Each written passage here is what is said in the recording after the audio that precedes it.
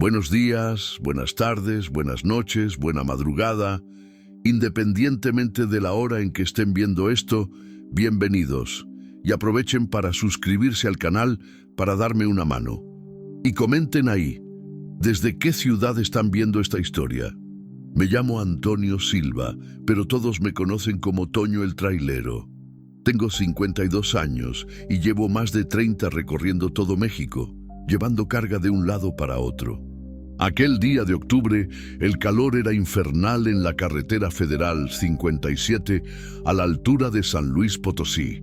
El sol golpeaba fuerte el parabrisas de mi Volvo blanco y el olor a diésel mezclado con el polvo del desierto entraba por las rendijas de la cabina.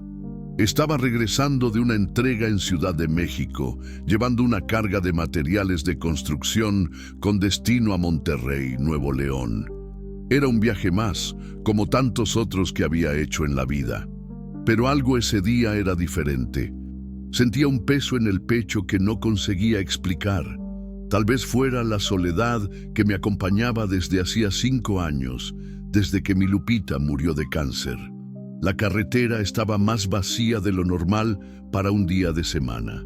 Solo pasaban algunos coches esporádicamente y, de vez en cuando, algún otro trailero que aceleraba y tocaba el claxon en saludo. Yo respondía automáticamente, pero mi cabeza estaba lejos.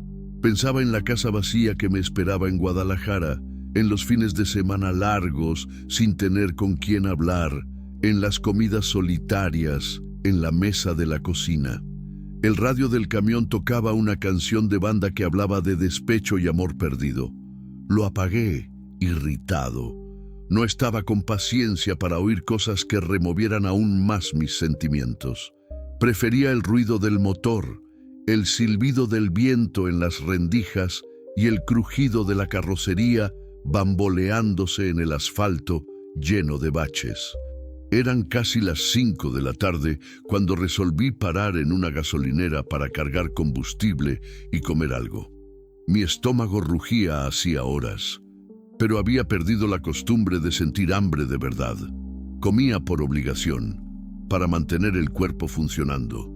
La vida había perdido el sabor después de que Lupita se fue. La gasolinera era de esas pequeñas, a pie de carretera, con una fonda anexa que vendía quesadillas, sopes y café de olla. El despachador era un muchacho joven, flaco, que apenas levantó la vista cuando bajé del camión. Le pedí que llenara el tanque y fui hasta la fonda a pedir un café con un pan dulce. La dueña del establecimiento era una señora de unos 60 años, cabello canoso recogido en un chongo, delantal sucio de aceite y harina. Tenía un aire acogedor, de quien ya ha visto mucho en la vida. Mientras calentaba mi pan dulce, me sacó conversación. Se le ve con la cara de quien carga el mundo a cuestas, don Toño. Así no se puede. Me sorprendió que supiera mi nombre, pero luego recordé que estaba escrito en el lateral del camión. Sonreí sin mucho ánimo y respondí: «Es la vida, doña. Uno la va llevando como puede». «Llevando no, mi hijo. Uno tiene que vivirla. Si no, se convierte en un fantasma andando por ahí». Aquellas palabras me tocaron más de lo que esperaba. Pagué la cuenta, agradecí y volví al camión con un nudo en la garganta. La vieja tenía razón. Estaba volviéndome un fantasma, en serio. Andando por las carreteras de México sin sentir nada, sin ver nada, solo cumpliendo el trayecto. Volví a la carretera con esas ideas martillando en la cabeza. El sol comenzaba a descender en el horizonte, tiñendo el cielo de naranja y rojo. Era bonito, pero ya ni siquiera prestaba atención a esas cosas. Mi vida se había convertido en una rutina automática: recoger carga, entregar, volver, repetir. La carretera federal 57 en ese tramo pasa por varios pueblitos del interior de San Luis Potosí, lugares con nombres bonitos como Matehuala, Doctor Arroyo, Vanegas. Ya había pasado por todos ellos cientos de veces, pero siempre corriendo, siempre con prisa por llegar al destino. Nunca paraba para conocer, para conversar con la gente, para sentir el ritmo de la vida de aquellos lugares pequeños. El indicador del combustible aún marcaba más de la mitad, pero sabía que tendría que parar de nuevo antes de que anocheciera. No me gustaba conducir de noche por esa región. La carretera tenía muchos baches y curvas peligrosas, además de los asaltos que andaban ocurriendo con más frecuencia. Faltaban unos 100 kilómetros para llegar a Saltillo cuando comencé a ver nubes oscuras formándose en el horizonte. Olía a lluvia en el aire. El viento se hizo más fuerte y los mezquites del desierto comenzaron a balancearse nerviosos. Iba a caer un aguacero, de esos que inundan la carretera y dejan el tráfico parado por horas. Aceleré un poco, intentando ganar tiempo antes de que llegara la lluvia. El camión rugía subiendo las lomas de la carretera, la carga bamboleándose en la carrocería. Sentí una punzada de preocupación. Si la lluvia era muy fuerte, tendría que parar y esperar a que pasara. Y yo odiaba quedarme parado, solo con mis pensamientos. Fue cuando vi algo extraño al lado de la carretera, unos 500 metros más adelante. Parecía un coche parado en el arcén, medio torcido, como si se hubiera salido de la carretera rápidamente. Disminuí la velocidad y encendí la luz de emergencia. Podía ser algún conductor con problemas en el coche, necesitando ayuda. Conforme me aproximé, vi que era un Tsuru rojo, medio viejo, con la puerta del conductor abierta. No había nadie en el coche. Aquello me dejó con un presentimiento malo. Paré el camión unos 50 metros más adelante y bajé para ver si encontraba a alguien. El primer trueno resonó a lo lejos. La lluvia no tardaría. Y yo no tenía idea de que, en aquellos próximos minutos, mi vida iba a cambiar para siempre. El viento aumentó de intensidad mientras me acercaba al Tsuru rojo abandonado. Los mezquites del desierto se balanceaban violentamente y hojas secas volaban por la carretera. El olor a tierra mojada ya comenzaba a subir, incluso antes de que cayeran las primeras gotas. Mi corazón latía más fuerte de lo normal. En 30 años de carretera, yo ya había visto de todo. Accidentes, asaltos, gente perdida, gente herida. Pero algo en aquella escena me dejaba con los nervios a flor de piel. Llegué cerca del coche y miré por dentro. Estaba vacío, pero había señales de lucha. El asiento del conductor estaba medio echado para atrás, la llave aún en el contacto, y en el suelo del lado del copiloto había una bolsa de mano abierta con el contenido esparcido: labial, cartera, algunos papeles, monedas. El celular no estaba a la vista. ¿Hay alguien ahí?, grité mirando a los lados. ¿Necesita ayuda? Solo el viento respondió, haciendo un ruido extraño entre las hojas de los árboles. Era como si la propia naturaleza estuviera intentando avisarme de algo. Sentí un escalofrío subir por la espalda, y no era por el viento frío que comenzaba a soplar. Resolví buscar alrededor. Del lado derecho de la carretera había una cerca de alambre de púas que delimitaba un rancho. Del lado izquierdo, donde el coche estaba parado, la vegetación era más densa, con algunos árboles más grandes y un pequeño declive que llevaba a un arroyo. Fue en esa dirección que comencé a caminar. Las primeras gotas de lluvia comenzaron a caer cuando oí un ruido extraño viniendo del arroyo. Era como un croar, pero diferente del que yo estaba acostumbrado a oír. Más grave, más amenazador. Aceleré el paso, empujando las ramas que estorbaban el camino. Lo que vi cuando llegué a la orilla del arroyo me hizo parar de respirar por algunos segundos. Había una mujer tirada en la orilla enlodada, inconsciente. Era joven, debía tener unos 25 años, cabello castaño largo esparcido en el lodo, vistiendo una blusa blanca que ahora estaba sucia de tierra y barro. Pero lo que más me chocó no fue su estado, fue lo que estaba alrededor. Sapos, decenas de ellos. Pero no eran sapos comunes, eran grandes, del tamaño de un puño cerrado, con la piel lisa y brillante, de un verde oscuro, casi negro. Y los ojos, Dios mío, los ojos eran rojos como brasas. Nunca había visto nada igual en mi vida. Ellos estaban por todas partes, algunos sobre ella, otros haciendo una especie de círculo alrededor del cuerpo de ella. Uno de ellos, el mayor de todos, estaba bien encima del pecho de ella, y yo podía ver que salía de la boca de él una espuma blanquecina que escurría por la blusa de ella. Mi primer instinto fue correr, salir de allí lo más rápido posible. Aquello no era natural, no era normal, parecía cosa de película de terror. Pero cuando iba a dar media vuelta, la mujer gimió bajito, un sonido débil de dolor que llegó hasta mí incluso con el ruido del viento y de los sapos. Ella estaba viva. Miré alrededor buscando una rama, una piedra, cualquier cosa para alejar a aquellas criaturas.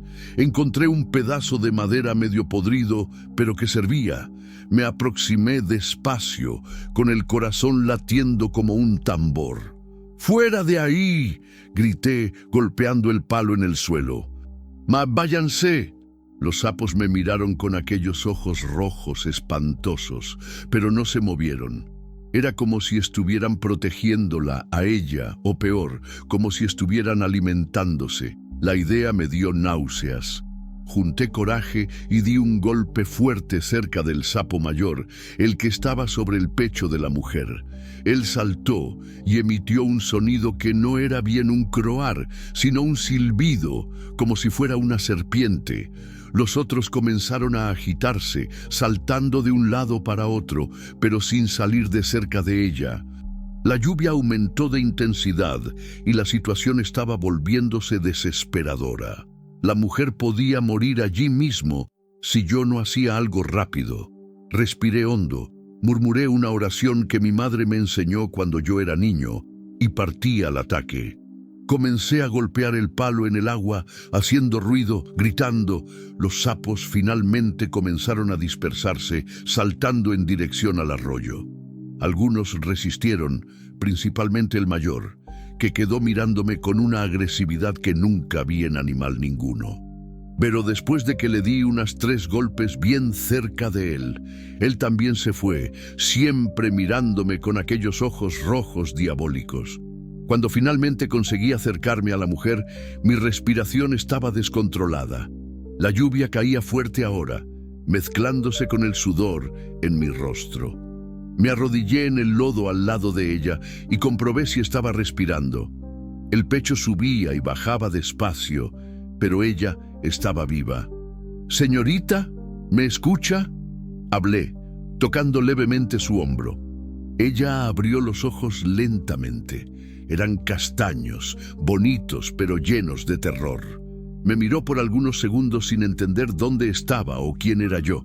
Después intentó levantarse rápidamente y comenzó a temblar. «No, no, él va a encontrarme. Él dijo que...». Ella murmuraba entre lágrimas y temblores. «Calma, señorita, usted está segura ahora. Mi nombre es Antonio, soy trailero. La encontré aquí desmayada». «¿Qué pasó?». Ella me miró con los ojos desorbitados, aún en pánico, intentando procesar la situación.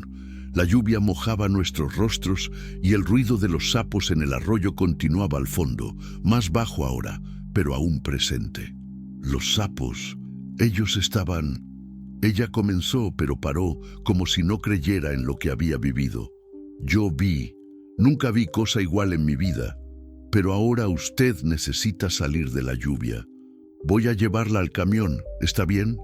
Ella asintió con la cabeza, aún temblando. Intenté ayudarla a levantarse, pero sus piernas no tenían fuerza. Estaba muy débil, tal vez deshidratada o intoxicada por alguna cosa que aquellos sapos le habían hecho. «¿Usted consigue caminar?», pregunté. Creo que no», ella respondió con la voz débil. «Me siento muy mareada». No había elección. La tomé en brazos. Ella era liviana, más liviana de lo que parecía. Sentí el olor de tierra mojada y miedo en su cabello. Comencé a subir el declive de vuelta a la carretera, pisando con cuidado en la tierra que estaba volviéndose resbaladiza con la lluvia. A cada paso que yo daba, ella se agarraba más fuerte a mi camisa, como si tuviera miedo de que yo fuera a dejarla caer, o como si tuviera miedo de que aquellas criaturas vinieran atrás de ella de nuevo. ¿Cómo se llama usted?, pregunté, intentando mantenerla despierta. Marina, ella respondió bajito. Marina Santos. Marina, usted va a estar bien. Voy a llevarla a un hospital, ¿está bien? No, ella dijo con una urgencia que me sorprendió. No puedo ir al hospital. Él va a encontrarme. ¿Quién, Marina? ¿Quién va a encontrarla? Pero ella se había desmayado de nuevo en mis brazos. Cuando llegamos al camión, la lluvia caía a cántaros. Abrí la cabina y la coloqué en el asiento del copiloto con cuidado. Ella estaba mojada, sucia de lodo y muy pálida. Encendí el camión para calentar la cabina y agarré una toalla que siempre cargaba para intentar secarla un poco. Fue cuando reparé en las marcas. Había pequeñas marcas moradas en el cuello y en los brazos de ella, como si alguien la hubiera agarrado con fuerza, y en una de las manos arañazos que parecían frescos. Marina comenzó a volver en sí despacio. Abrió los ojos y me miró con gratitud, pero aún con mucho miedo. Gracias, ella susurró. Pensé que iba a morir allá. ¿Qué estaba haciendo usted en aquel lugar, Marina? ¿Y dónde está el dueño del coche rojo? El rostro de ella cambió completamente, los ojos se llenaron de lágrimas y ella comenzó a temblar de nuevo. Era mío, ella dijo. El coche era mío. Yo estaba huyendo de él. ¿De él quién? Ella respiró hondo, como si necesitara juntar coraje para hablar. Del hombre que yo creía que amaba, del hombre que casi me mata hoy. La lluvia golpeaba fuerte el techo de la cabina, creando un ruido constante que se mezclaba con el sonido del motor encendido. Ajusté el calentador y agarré una botella de agua que tenía en la hielera del camión. Marina aún temblaba, pero ya conseguía mantener la cabeza erguida. Le ofrecí el agua y ella bebió despacio, como si cada trago fuera una victoria. Marina, nosotros necesitamos salir de aquí. Hablé mirando la carretera que comenzaba a inundarse. Esta lluvia está volviéndose peligrosa. Hay una gasolinera unos 15 kilómetros más adelante. Podemos esperar a que el aguacero pase allá. Ella asintió con la cabeza, pero vi el miedo volviendo a sus ojos. ¿Y si él está buscándome? ¿Y si él me encuentra? ¿Quién es él, Marina? Usted necesita contarme lo que está pasando. Ella quedó en silencio por algunos segundos, mirando por la ventana empañada. Las lágrimas volvieron a escurrir por su rostro, mezclándose con el agua de la lluvia que aún goteaba de su cabello. ¿Usted va a la iglesia, don Antonio? La pregunta me pilló desprevenido. Hacía tiempo que nadie me preguntaba eso. Iba. Mi esposa era muy católica. Nosotros íbamos todos los domingos a misa. Después que ella murió, medio que me alejé. Pues sí, ella dijo con una sonrisa amarga. Yo siempre fui evangélica, desde niña. Mi madre me llevaba a la Asamblea de Dios toda semana. Yo crecí creyendo que Dios tenía un plan perfecto para mi vida, ¿sabe? Que si yo oraba bastante, si yo fuera una buena cristiana, Él iba a darme un marido temeroso de Dios, una familia bendecida. Encendí el camión y salí despacio del arcén. La lluvia estaba tan fuerte que mal se veía la carretera. Encendí el intermitente y disminuí la velocidad. Marina continuó hablando, como si necesitara sacarlo todo fuera. Conocí a Rafael en la iglesia. Él había llegado hacía poco tiempo a la congregación. Era guapo, educado, sabía todos los versículos de memoria. Levantaba las manos en las alabanzas, hablaba en lenguas. Siempre estaba dispuesto a ayudar en los trabajos de la iglesia. Ella paró para beber otro sorbo de agua. Las manos aún temblaban. Empezó a sacarme plática después de los cultos. Elogiaba mi ropa. Decía que admiraba mi dedicación, que yo tenía una luz especial. Yo quedé encantada, ¿sabe? Nunca había tenido novio. A los 24 años yo aún era virgen. Y él parecía ser exactamente lo que yo le había pedido tanto a Dios. La carretera estaba poniéndose cada vez más peligrosa. Había charcos enormes formándose y yo sentía el camión patinando de vez en cuando. Pero Marina necesitaba hablar y yo necesitaba oír. Empezamos a platicar por WhatsApp. Él mandaba versículos bíblicos todos los días por la mañana. Hablaba sobre los planes de Dios para nosotros dos. Orábamos juntos por teléfono. Por 3 meses fue así. Yo creía que había encontrado al hombre que Dios había separado para mí. ¿Y cuándo empezaron a ser novios? En el 4.º mes. Él me llamó para una conversación seria después del culto del miércoles. Dijo que había orado mucho y que Dios había confirmado en su corazón que nosotros dos éramos el uno para el otro. Me pidió que fuera su novia en frente del pastor y de toda la dirigencia de la iglesia. Marina comenzó a llorar más fuerte. Paré el camión en el arcén. La lluvia había empeorado tanto que no se podía seguir conduciendo. Apagué el motor y me giré hacia ella. No necesitas continuar si es demasiado doloroso. No, necesito hacerlo, necesito hablar. Nunca he conseguido contarle la historia entera a nadie. Ella secó las lágrimas con el dorso de la mano y respiró hondo. Al principio todo parecía perfecto. Él era gentil, respetuoso, no intentaba nada más allá de besos y abrazos. Decía que quería preservarme para el matrimonio. Hablaba de compromiso, de casa propia, de hijos. Yo estaba en las nubes.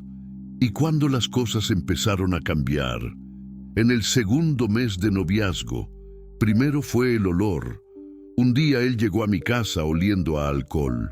Cuando le pregunté, él dijo que había tomado un remedio para el dolor de cabeza que tenía alcohol en su composición. Yo le creí. La lluvia disminuyó un poco y yo conseguía oír mejor su voz. Era una voz bonita, melodiosa, pero cargada de dolor. Después empezaron las desapariciones. Él desaparecía los fines de semana. No atendía el teléfono, no respondía a los mensajes. El lunes aparecía con 1000 excusas. Había ido a visitar a su madre, había estado enfermo, el celular se había descargado. ¿Y tú le creías? Quería creerle. Estaba enamorada. Y él siempre lloraba, pedía perdón, decía que yo era la única cosa buena en su vida, que sin mí él no era nada. Marina paró de hablar por un momento. Miró por las ventanas empañadas del camión, como si estuviera buscando a alguien en la carretera vacía. Un día encontré 2 botellas de tequila escondidas en la cajuela de su coche. Lo encaré. Primero lo negó. Después lloró como niño. Dijo que estaba luchando contra la bebida hacía años, que había recaído, pero que estaba buscando tratamiento, que yo era su última esperanza de cura. ¿Y te quedaste con él? Me quedé. Pensé que era la voluntad de Dios, que yo había sido puesta en su vida para ayudarlo, ¿sabe? Oré por él con más fuerza aún. Ayuné. Le pedí a toda la iglesia que orara. Creía que si yo tenía fe suficiente, Dios lo iba a curar. Su voz comenzó a fallar. Percibí que estábamos llegando a la parte más difícil de la historia. Pero él empeoró, ¿no es así? Mucho. Empezó a beber a escondidas durante la semana. Llegaba alterado a los encuentros. Se ponía agresivo con las palabras. Decía que yo era muy exigente, muy santa, muy latosa, que ningún hombre me iba a querer porque yo no sabía nada de la vida. Marina, yo empecé a definirme, don Toño. Dejé de comer bien, no conseguía dormir. Adelgacé 10 kilos en 2 meses. Mi madre vivía preguntando qué estaba pasando, pero yo me moría de vergüenza de contarle. En la iglesia, todo el mundo creía que nosotros éramos la pareja perfecta.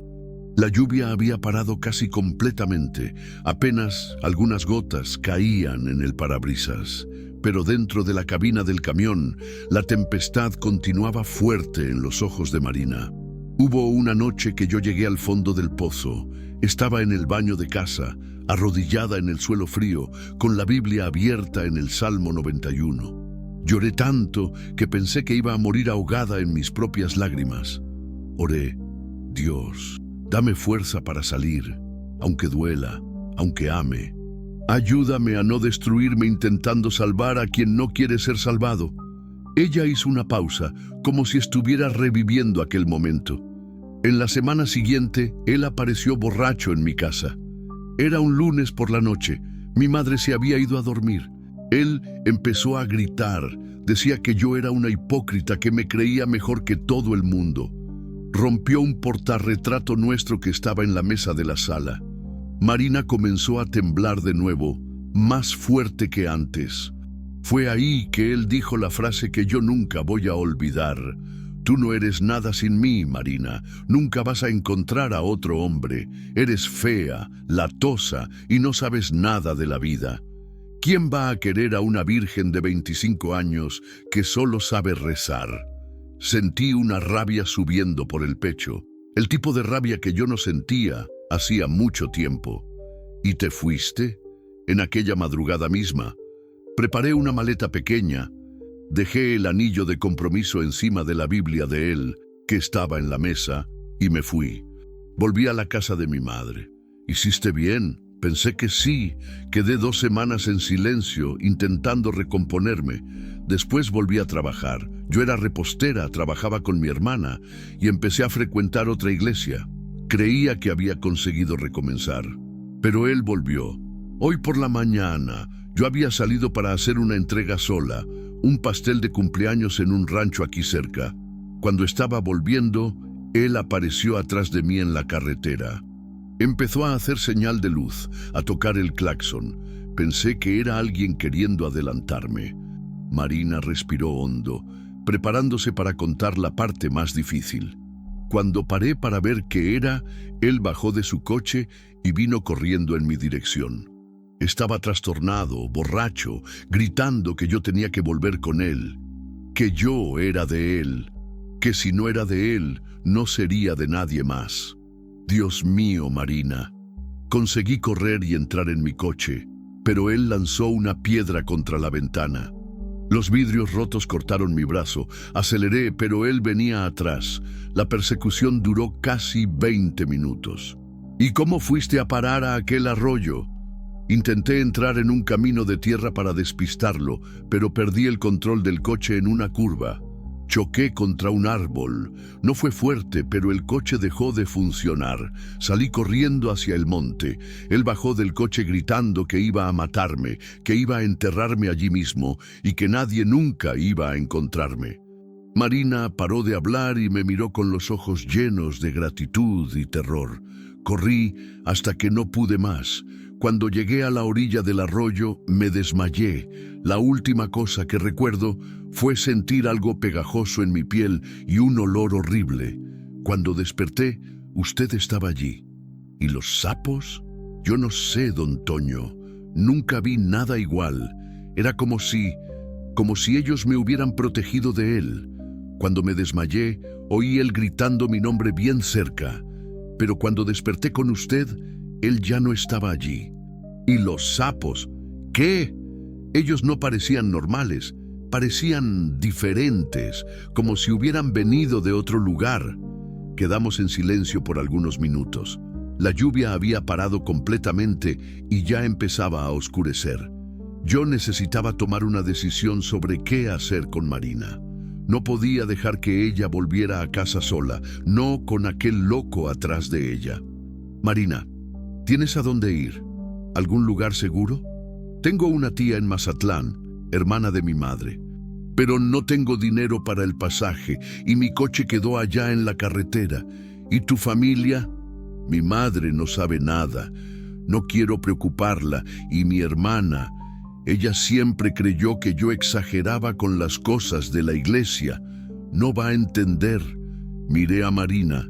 Ella estaba más calmada ahora, pero aún frágil. La blusa blanca estaba seca, pero manchada de lodo. El cabello castaño comenzaba a quedar menos mojado. Ella era bonita. No entendía cómo alguien podía tratar a una mujer de esa forma. Mira, hablé, tomando una decisión que me sorprendió.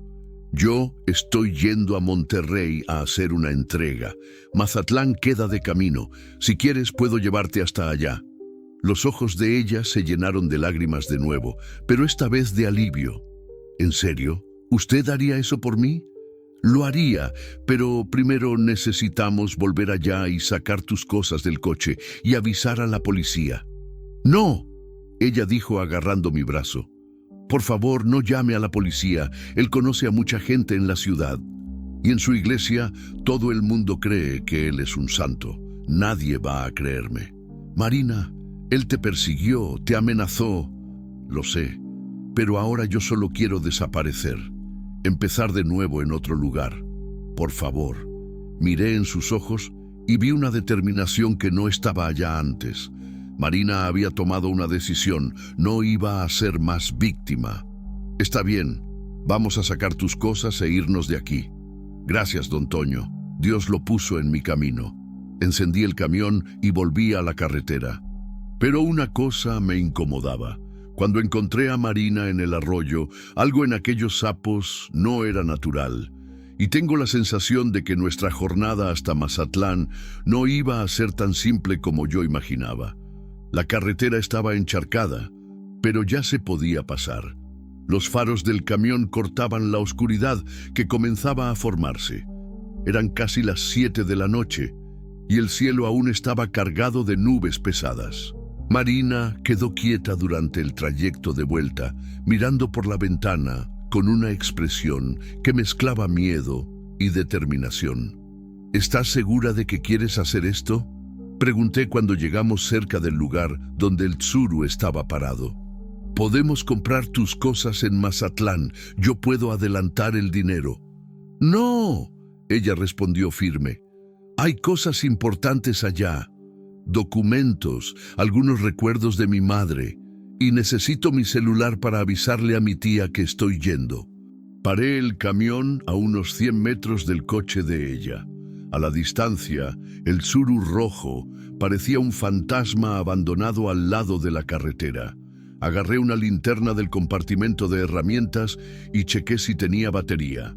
«Quédate aquí en el camión», hablé. «Voy a ir a sacar tus cosas». «No», ella dijo agarrando mi brazo con fuerza. «No me dejes sola. Si él vuelve». La miré y vi el terror volviendo a sus ojos. Marina estaba realmente asustada. Un miedo profundo que iba más allá de lo que ella me había contado. Había algo más en toda esa historia. Está bien, pero tú te quedas a mi lado todo el tiempo. Y si yo te mando correr, tú corres. ¿Entendido? Ella asintió. Bajamos del camión juntos. El aire estaba pesado, cargado de la humedad de la lluvia que había pasado. El olor a tierra mojada se mezclaba con algo más. Algo que yo no conseguía identificar. Era como si el propio aire estuviera diferente allí. Llegamos al Tsuru y yo iluminé el interior con la linterna. Todo estaba como yo lo había dejado antes. La bolsa de Marina esparcida en el suelo, algunos papeles mojados, la llave aún en el contacto. «Saca tus cosas rápido», hablé, manteniendo la linterna encendida mientras ella juntaba sus pertenencias. Fue cuando oí el ruido. Era un croar, pero no venía del arroyo, venía de atrás de nosotros, de la dirección de la carretera. Me giré despacio y casi dejé caer la linterna. Había decenas de aquellos sapos extraños esparcidos por el asfalto, unos 50 metros más adelante. Ellos estaban parados como si estuvieran esperándonos. «Marina», llamé bajito, «necesitamos irnos de aquí, ahora». «¿Qué pasó?», ella preguntó aún revolviendo en la bolsa. «Mira hacia la carretera». Ella levantó los ojos y soltó un grito ahogado. Los sapos estaban moviéndose en nuestra dirección, despacio, pero de forma coordinada. Era como si fueran un ejército marchando, y aquellos ojos rojos brillaban en la oscuridad como pequeñas brasas. «Esto no es natural», murmuré. «Un sapo no actúa así. Don Toño, necesitamos irnos de aquí». Marina dijo, con la voz temblando. Pero cuando nos giramos para volver hacia el camión, vimos que estaba rodeado también. Había sapos por todos lados, creando una especie de barrera entre nosotros y nuestra fuga. «Cálmate», hablé, más para mí mismo que para ella. «Vamos a salir despacio, sin movimientos bruscos». Empezamos a caminar en dirección al camión, pasando por entre los sapos. Ellos nos acompañaban con aquellos ojos rojos, pero no atacaban. Era como si estuvieran estudiándonos, intentando entender nuestra intención. Estábamos a unos 20 metros del camión cuando oímos el sonido de un motor aproximándose. Faros aparecieron en la curva, viniendo en nuestra dirección. Mi corazón se disparó. Si fuera el exnovio de Marina, la situación iba a ponerse mucho peor. «¡Es él!», Marina susurró, paralizada de miedo. El coche pasó directo por nosotros, pero disminuyó la velocidad cuando el conductor vio la cantidad de sapos en la carretera. Era un sedán plateado, con un hombre solo dentro. No era el tipo del que Marina estaba huyendo, pero aún así se encendió la alerta en mi pecho. El hombre paró el coche y bajó. Era delgado, de unos 40 años, usando una camisa de vestir y pantalón de mezclilla. Tenía un aire extraño, medio nervioso. «¿Están bien?», gritó. «¿Qué diablos es todo esto?». «Estamos bien», respondí, «solo intentando salir de aquí». «Nunca he visto tanta rana junta así», él dijo aproximándose. «Debe ser por causa de la lluvia». Fue cuando reparé en que él estaba mirando a Marina de una forma extraña. No era una mirada de preocupación, era otra cosa. Reconocimiento, tal vez. «Marina», él dijo, parando a unos 5 metros de nosotros. «Marina Santos». Ella quedó blanca como el papel. «¿Cómo conoces mi nombre?». «Yo soy Valmir, hermano de Rafael. Él está buscándote hace horas. Dijo que ustedes habían discutido y que tú saliste sin avisar nada. Sentí la sangre helarse en las venas. Aquello era una trampa». «Marina, vámonos», hablé bajo. «Ahora». Pero Valmir ya estaba sacando el celular. «Rafael, la encontré. Está aquí en la carretera con un trailero». «Sí, ella está bien». «No», Marina gritó, «no le llames. Cálmate, muchacha, él solo quiere conversar. Ustedes pueden resolver esto como gente civilizada». Aquello me dio una rabia que no sentía hacía mucho tiempo. Agarré a Marina por la mano y empecé a jalarla en dirección al camión. «Nos vamos», hablé alto para Valmir, «y usted no va a impedirlo». «Espérate, amigo», él dijo guardando el celular. «No necesitas meterte en esto. Es problema de familia. Ella no quiere ver a su hermano. Respete su decisión». «Escucha aquí», Valmir dijo cambiando el tono de voz. «Tú no conoces la situación. Esta de aquí está medio desequilibrada. Hace un escándalo por cualquier cosa. Rafael es un tipo de bien, trabajador, evangélico». «¿Evangélico que bebe y golpea a una mujer?», disparó. «¿Ella te dijo eso?». Él rió, típico de ella, siempre dramatizando. Fue cuando algo extraordinario sucedió. Los sapos, que hasta entonces estaban solo observándonos, comenzaron a agitarse. El croar quedó más alto, más agresivo, y ellos empezaron a moverse en dirección a Valmir. «¿Qué chingados es esto?», dijo, dando pasos para atrás. En cuestión de segundos, había decenas de sapos alrededor de sus pies. Y diferente de lo que había sucedido conmigo en el arroyo, ellos no estaban solo observando. Estaban atacando. Valmir comenzó a gritar cuando los sapos comenzaron a subir por sus piernas. Intentó patearlos, pero para cada uno que él quitaba, aparecían 2. Y yo podía ver que ellos estaban liberando aquella espuma blanca, la misma que vi en el pecho de Marina. «¡Ayúdame!», gritó. «¡Quita estos bichos de mí!». Por un momento, pensé en ayudarlo, pero Marina sujetó mi brazo. «Déjalo», dijo, con una calma que me asustó. «Ellos saben lo que están haciendo. Marina, el hombre puede morir. Él no va a morir, pero tal vez aprenda a no meterse donde no lo llaman». Valmir consiguió llegar hasta su coche, aún cubierto de sapos. Entró rápidamente y encendió el motor. A través del parabrisas vi que él estaba en pánico, intentando quitar los sapos que habían entrado en el coche con él. Salió disparado, haciendo una curva peligrosa y desapareciendo en la oscuridad de la carretera. Así que él se fue. Los sapos volvieron al comportamiento anterior, calmos, observadores, pero no agresivos con nosotros. ¿Cómo ellos sabían? Pregunté a Marina. ¿Sabían qué? Que él era peligroso, que estaba allí para perjudicarte. Marina me miró con una expresión extraña, como si ella misma no entendiera completamente lo que estaba sucediendo. No sé, don Toño, pero desde que desperté en aquel arroyo, siento que alguna cosa cambió, como si ellos me hubieran marcado de alguna forma.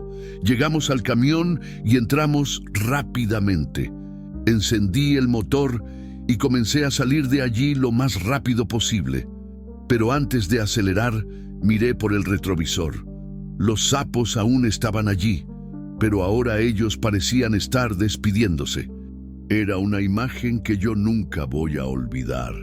Marina, ¿tú estás segura de que no recuerdas nada del tiempo que quedaste desmayada en el arroyo? Tengo algunas imágenes confusas, como si fueran sueños. Recuerdo de voces, susurros, como si alguien estuviera explicándome alguna cosa, pero no consigo entender qué era. ¿Qué tipo de explicación? Sobre protección, sobre encontrar fuerza donde uno menos espera, sobre cómo la naturaleza a veces interviene cuando la justicia de los hombres falla. Sentí un escalofrío en la espalda. Aquello todo estaba muy más allá de mi comprensión, pero una cosa yo sabía. Marina no era más la misma mujer que yo había encontrado desmayada algunas horas atrás. Alguna cosa había cambiado en ella, y por los próximos kilómetros hasta Mazatlán yo iba a descubrir que... Don Toño, ella dijo cuando ya estábamos en la carretera, Rafael va a venir atrás de nosotros. Su hermano con certeza pasó nuestro paradero. Déjalo venir, hablé, sorprendiéndome a mí mismo con la firmeza de mi voz. Nosotros vamos a estar lejos de aquí cuando él llegue. ¿Y si él nos alcanza en la carretera? Miré a ella por el retrovisor interno. Había algo diferente en la mirada de Marina, una fuerza que no estaba allí antes, como si ella hubiera adquirido una confianza nueva, una protección que iba más allá de lo que yo podía entender. No va a alcanzarnos, respondí. Tengo certeza de eso. Y de alguna forma misteriosa, yo realmente creía en eso. Pero lo que yo no sabía era que nuestra jornada hasta Mazatlán sería mucho más peligrosa que cualquier persecución que Rafael pudiera hacer. Porque las criaturas que habían protegido a Marina en el arroyo tenían planes para nosotros. Y esos planes iban a cambiar nuestras vidas para siempre. Ya eran casi las 8 de la noche cuando tomé la carretera federal 15 en dirección al norte. El tráfico estaba ligero, solo algunos coches y camiones esparcidos cortando la oscuridad de la carretera. Marina quedó quieta por los primeros kilómetros, mirando por la ventana como si estuviera procesando todo lo que había sucedido. La cabina estaba calentada y el ronquido constante del motor creaba una atmósfera casi hipnótica. Encendí el radio bajito en una estación que tocaba música de banda. Era reconfortante tener compañía después de tantos meses viajando solo. Mismo con toda la extrañeza de la situación, sentía que estaba haciendo lo correcto. Don Toño, Marina dijo después de un largo silencio, ¿por qué usted paró para ayudarme? La mayoría de las personas habría seguido de largo. La pregunta me tomó desprevenido. Quedé pensando por algunos segundos antes de responder. No sé, creo que fue instinto. Mi esposa siempre decía que Dios pone a las personas correctas en nuestro camino en la hora correcta. Tal vez ella tenía razón. Bauses habló que se alejó de la iglesia después que su esposa murió. Quedé con rabia de Dios, ¿sabe? Lupita era una mujer buena, justa, nunca hizo mal a nadie, Cuando ella quedó enferma, oré tanto, pedí tanto para él curarla, pero no sirvió de nada. ¿Y ahora? ¿Aún tiene rabia? Pensé en la pregunta mientras adelantaba un camión cargado de ganado. El olor de los animales entró por las rendijas de la ventana. Creo que no es más rabia, es más una decepción. Como si Dios me hubiera abandonado cuando yo más necesité. Yo entiendo, Marina dijo bajito. También me sentí así. Cuando descubrí que Rafael bebía, pensé que tal vez yo no tuviera fe suficiente, que si yo orara más, ayunara más, él iba a ser curado. ¿Y qué piensas ahora? Que Dios no es responsable por las elecciones malas que las personas hacen. Rafael escogió beber, escogió mentir, escogió lastimarme. Dios me dio libre albedrío para salir de esa situación. Y me dio a usted para ayudarme. Sus palabras me tocaron más de lo que yo esperaba. Hacía tiempo que nadie hablaba de Dios de una forma que hacía sentido para mí. Marina, ¿puedo preguntarte una cosa? Claro. Cuando tú estabas desmayada en el arroyo, tú tienes certeza de que no recuerdas de nada. Ella quedó quieta por un tiempo, como si estuviera intentando acceder a memorias enterradas. Recuerdo de voces. No eran voces humanas, pero tampoco eran de animales. Era como si fueran susurros de la propia tierra. Me decían que yo estaba segura, que ellos iban a protegerme hasta que llegara alguien de confianza. ¿Ellos?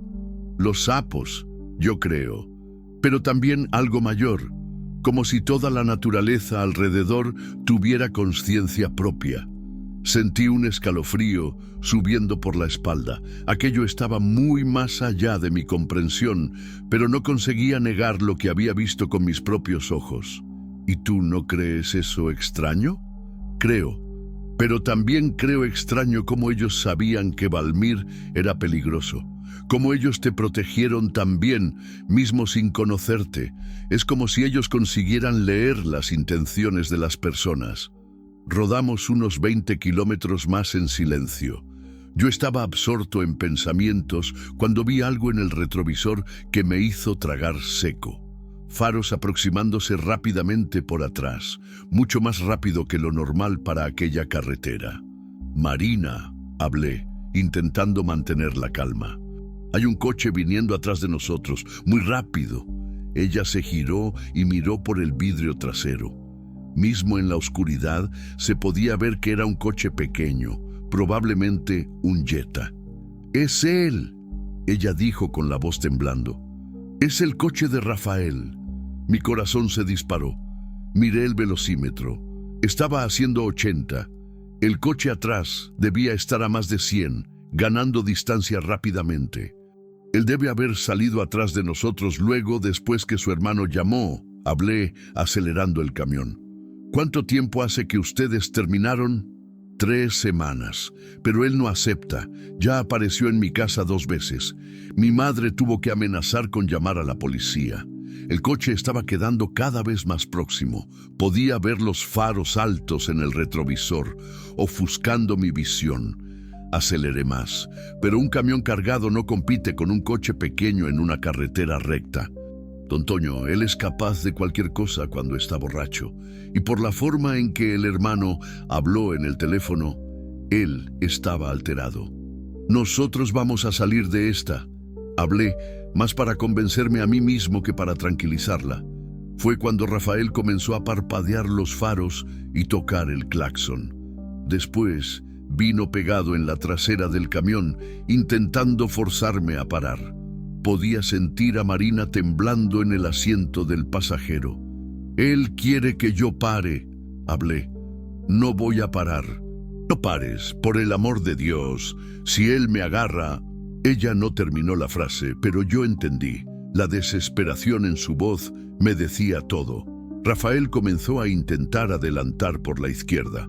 La carretera tenía 2 carriles en cada sentido en aquel trecho, pero había algunos coches viniendo en la dirección contraria. Él aceleró, quedó al lado de mi cabina por algunos segundos y vi cuando bajó el vidrio. «¡Para esta chingadera ahí!», gritó. «¡Marina, vuelve aquí! Podía ver su rostro iluminado por el panel del coche. Estaba trastornado, con los ojos inyectados. Definitivamente estaba borracho. «No lo mires», hablé para Marina. «Quédate agachada». Pero ella estaba paralizada de miedo, mirándolo como quien ve una pesadilla ganando vida. Rafael volvió para atrás del camión cuando vio un coche viniendo en el carril contrario. Después intentó adelantar por la derecha usando el arcén. La situación estaba quedando peligrosa para todos los involucrados. Fue cuando sucedió algo que yo nunca voy a olvidar. De repente comenzaron a aparecer sapos en la pista. Primero eran algunos, esparcidos aquí y allí. Después, decenas.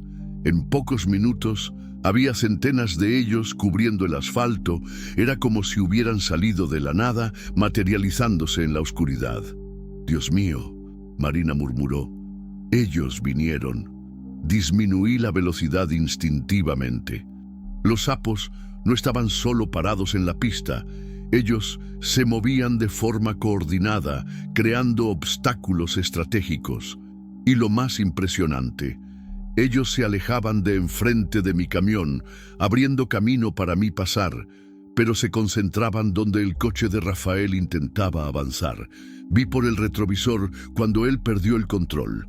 Su coche derrapó cuando intentó desviar de un grupo de sapos, chocó en el guardarraíl y paró en el arcén. No fue un accidente grave, pero fue suficiente para darnos una ventaja. «Ellos nos salvaron», Marina dijo sin creer en lo que estaba viendo. «¿Cómo ellos sabían dónde nosotros estábamos?», pregunté, aún intentando procesar lo que había sucedido. «No sé, pero siento que ellos están conectados conmigo de alguna forma. Desde que desperté en el arroyo, aceleré nuevamente, aprovechando la ventaja. En el retrovisor vi a Rafael saliendo del coche, aparentemente ileso, pero probablemente furioso.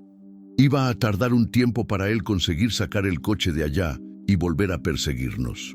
Rodamos unos 15 kilómetros más antes de que yo consiguiera relajarme un poco. Marina aún temblaba, pero parecía más calma. «Marina, necesito preguntarte una cosa, y quiero que tú seas sincera conmigo.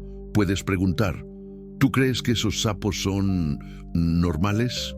Ella rió, pero no era una risa alegre.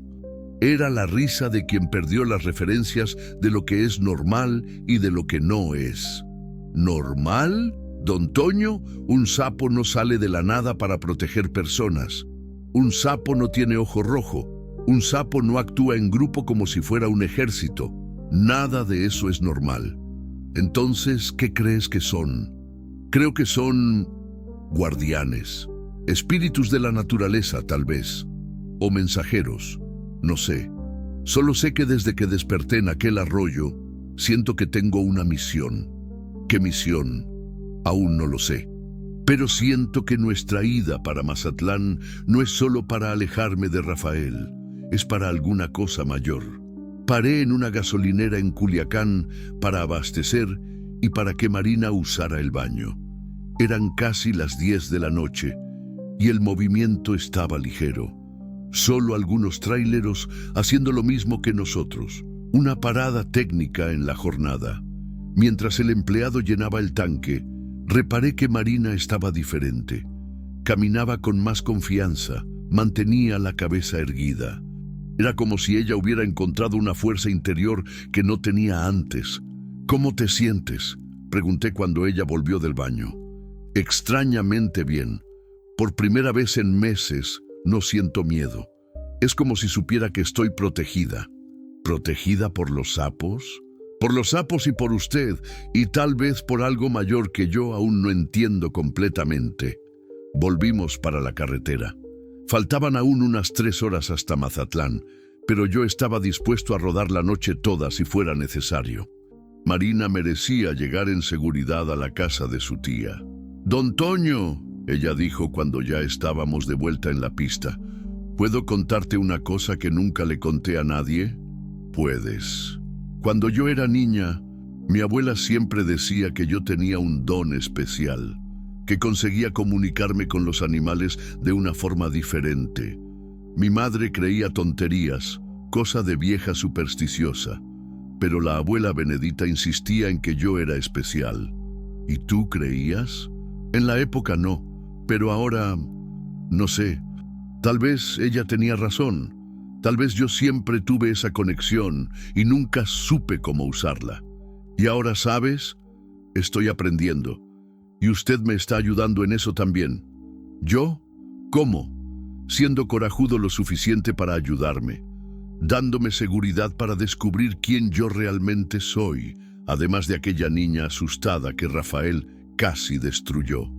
Miré a Marina por el retrovisor interno. Ella estaba mirando por la ventana, observando el paisaje nocturno del desierto. Había una serenidad en su rostro que no estaba allí algunas horas atrás.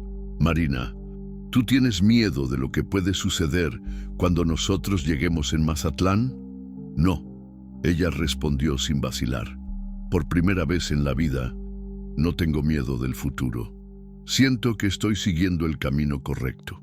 Era casi medianoche cuando vi las luces de Mazatlán en el horizonte.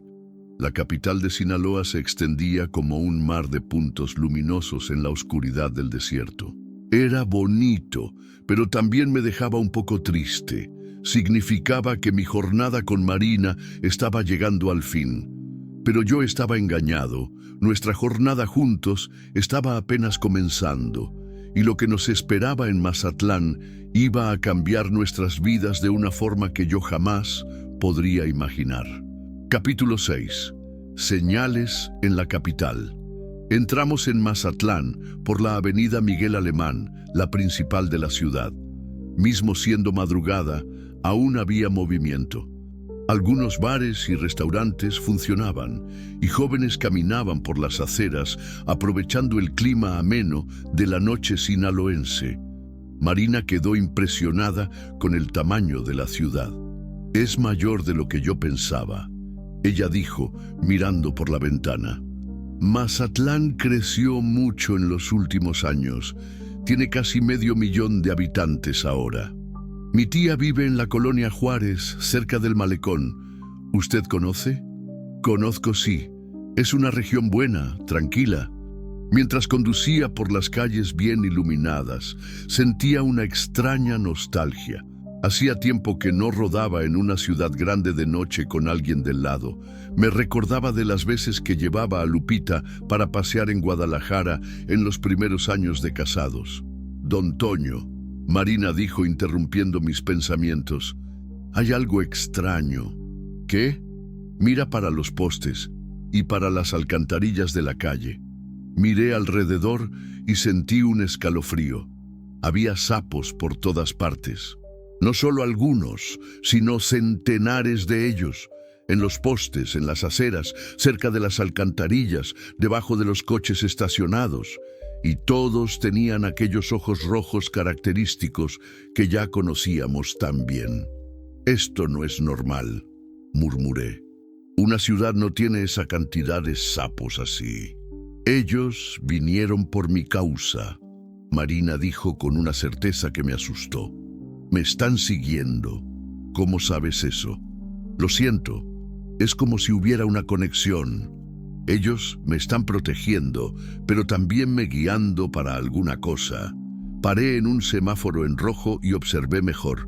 Los sapos no estaban solo esparcidos aleatoriamente. Ellos formaban una especie de rastro, apuntando en una dirección específica. Y esa dirección no era para donde la tía de Marina vivía. Marina, ellos están apuntando para el lado contrario de la casa de tu tía. Lo sé. Ellos quieren que yo vaya a otro lugar primero. ¿Qué lugar? No sé aún, pero necesito descubrirlo. El semáforo abrió y yo continué conduciendo, pero ahora siguiendo el rastro de sapos. Era surreal, pero de alguna forma hacía sentido.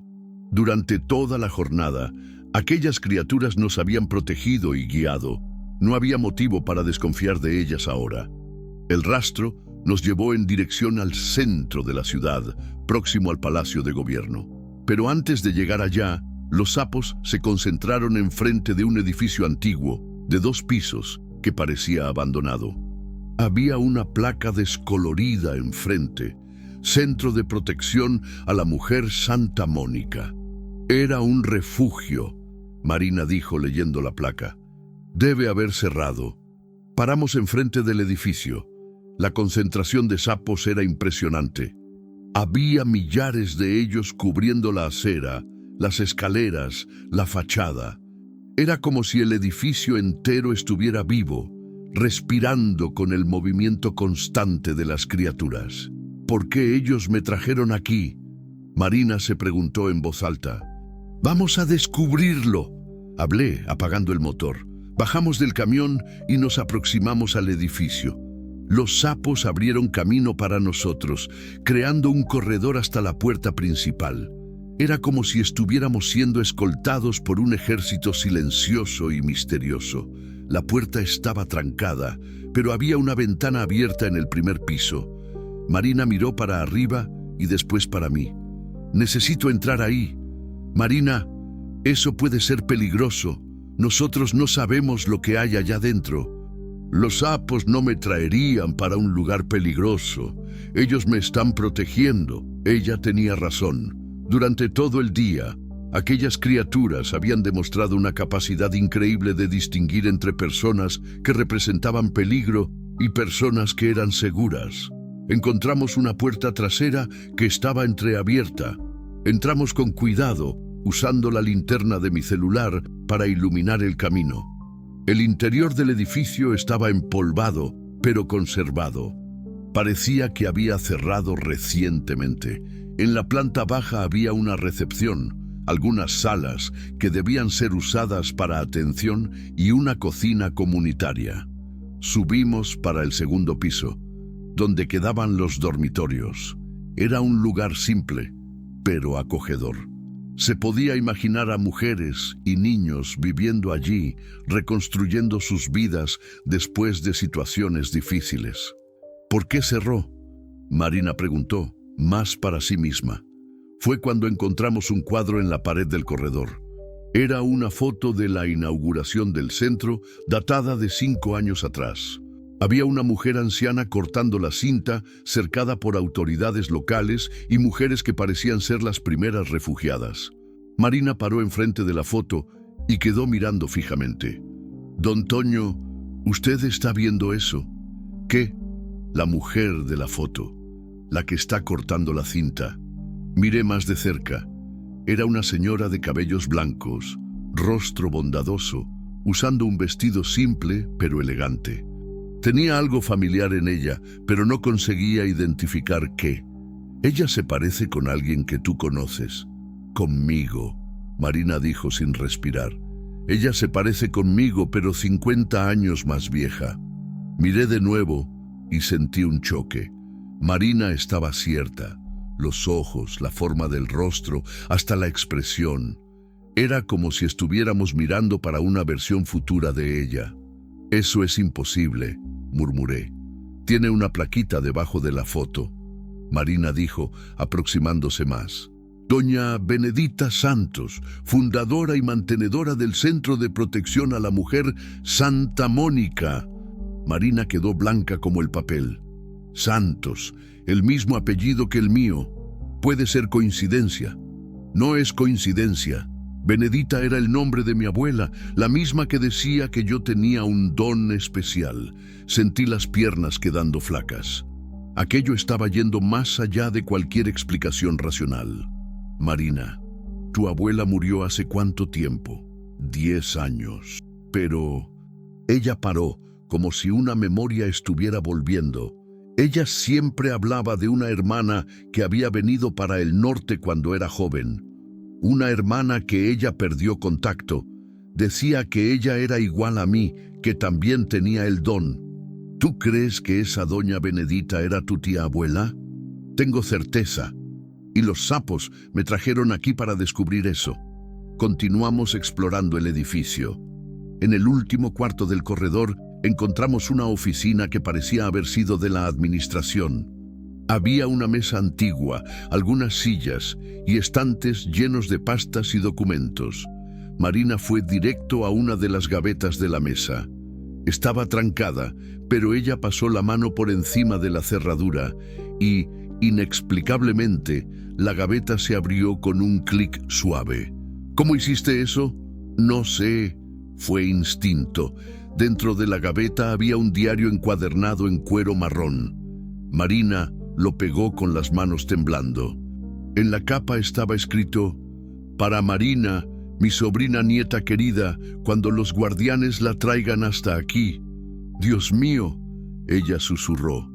Ella sabía que yo iba a venir aquí. Marina abrió el diario en la primera página. La letra era delicada, de alguien más anciano, pero firme. «Mi querida Marina, si tú estás leyendo esto, significa que los guardianes cumplieron su misión y la trajeron hasta este lugar. Mi hermana Benedita me contó sobre ti en sus cartas, sobre el don que heredaste de nuestra familia, sobre la capacidad de comunicarse con los espíritus de la naturaleza». Marina paró de leer, las lágrimas escurriendo por el rostro.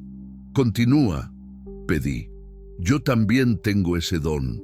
Fue por eso que conseguí mantener este refugio funcionando por tantos años. Los guardianes me ayudaban a identificar mujeres que realmente necesitaban de protección. Ellos sabían cuáles hombres eran peligrosos, cuáles situaciones eran reales o falsas. Nunca erraron. Los guardianes», murmuré. «Ella está hablando de los sapos», Marina continuó leyendo. «Pero estoy quedando vieja y mi tiempo está acabando. El don necesita pasar para la próxima generación. Para ti, Marina, los guardianes la trajeron hasta aquí porque es tu misión ahora. Reabrir este refugio, usar tu don para ayudar mujeres como tú fuiste ayudada hoy». Ella paró de leer y miró para mí. Ella murió sabiendo que yo iba a pasar por todo eso, sabiendo que yo iba a conocerte, que los sapos iban a protegerme, que yo iba a llegar hasta aquí. ¿Cómo eso es posible? El don, don Toño, no es solo comunicación con animales, es también una conexión con el tiempo, con el destino. Mi tía abuela vio mi futuro y preparó todo para cuando yo llegara aquí». Marina hojeó el diario y encontró una página con instrucciones detalladas. Cómo reabrir el refugio, contactos de abogados que iban a ayudar con la documentación, cuentas bancarias con dinero suficiente para comenzar el trabajo. Ella dejó todo listo. Marina dijo sin creer, como si supiera exactamente cuándo y cómo eso iba a suceder. ¿Y tú vas a hacer eso? ¿Vas a quedarte en Mazatlán y reabrir el refugio? Marina quedó en silencio por algunos minutos, mirando alrededor de la oficina, después para las ventanas donde podía ver los sapos aún concentrados en la calle. «Voy. Es para eso que yo nací. No fue coincidencia yo haber pasado por lo que pasé con Rafael. Fue preparación. Ahora yo sé cómo es el dolor, la humillación, el miedo. Voy a poder ayudar a otras mujeres de verdad, porque ya estuve donde ellas están. Y los sapos, ellos van a ayudarme, como ayudaron a mi tía abuela. Van a avisarme cuando alguien está mintiendo, cuando alguien es peligroso, cuando una mujer realmente necesita de protección». Sentí una mezcla de orgullo y tristeza. Orgullo por ver a Marina descubriendo su propósito, su fuerza. Tristeza porque sabía que nuestra jornada juntos estaba llegando al fin. «Don Toño», ella dijo, como si leyera mis pensamientos, «usted puede irse si quiere. Ya hizo más por mí de lo que yo podría pedir, pero... ¿Pero qué? Tiene una cosa escrita aquí en el final del diario que creo que usted necesita oír». Ella viró para la última página y comenzó a leer. «El hombre que traiga a Marina hasta aquí no llegó hasta ella por acaso. Él también está perdido, también necesita de cura. Su misión es ayudar a Marina a comenzar este trabajo y en el proceso encontrar el sentido que perdió cuando su esposa murió. Él no sabe, pero también tiene un don, el don de reconocer almas heridas, y tener coraje de ayudar.